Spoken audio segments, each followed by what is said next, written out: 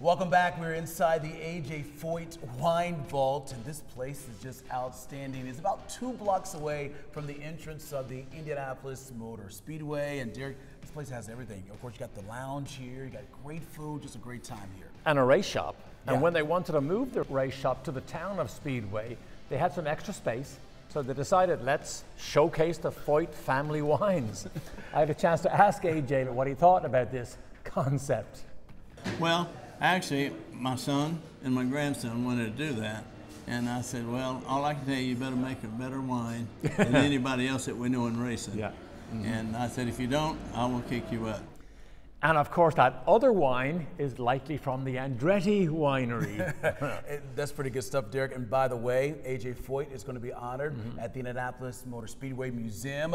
The historian, you know him, Donald Davison, takes us on a tour.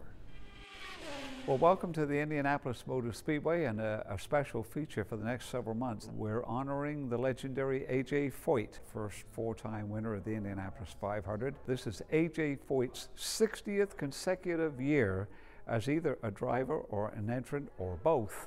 And as we look back here, 1958, that's A.J. Foyt as a rookie driving in the Indianapolis 500.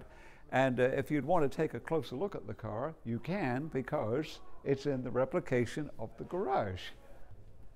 And here's the car, the Dean Van Line Special. It's a Kuzma so-called roadster, a 4-cylinder Offenhauser engine, 255 cubic inches, unsupercharged, upright and over to the left. And, this is a good example of what the term roadster meant.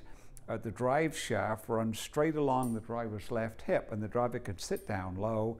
And it was built that way because it was 800 all left-hand turns. There's approximately 30 cars on display right now that were driven by A.J. Foyt, and that covers sprint cars, midgets, championship dirt, and stock cars, and of course, and sports cars, and a variety of Indianapolis 500 cars, including the 4 that he drove to victory.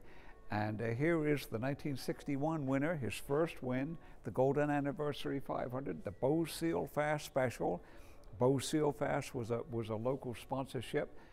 Bob Bowes and George Bignotti, the legendary chief mechanic, were the co-owners of the car. The 1964 winner, his second victory. This was the last time that a front-engine car would win, and I personally love this car because of the fact that it is completely original. We think it ran 3 more races later in 1964, and then it got parked. So this is the original paint job with the pock marks on the nose cone and a few scratches, but it's all totally original. And then he became the 4th person to win the 500 3 times, joining Louis Meyer and Wilbur Shore and Maury Rose in 1967 with this car, a Coyote, which was strongly based on the Lotus. And then the word after that was, when do you think A.J. will, he'll win his 4th? Will he win his 4th and retire? And it took 10 years, and finally he did it with this car, one of the great moments in the history of the 500, after he pulled into victory lane and then took the ride in the passenger car around the track, and he asked Tony Holman to join him up on the back. And they rode around 2 of the most iconic people in the history of the Indianapolis Motor Speedway, A.J. Foyt and Tony Holman.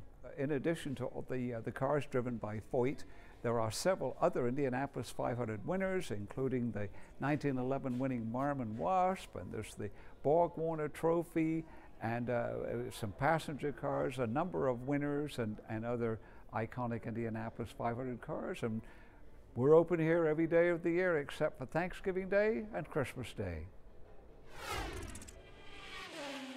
A trip to the Indy 500 just would not be complete without a visit to the museum. That's right. If you come here to Indianapolis at the Speedway, you got to check out the museum. It is outstanding.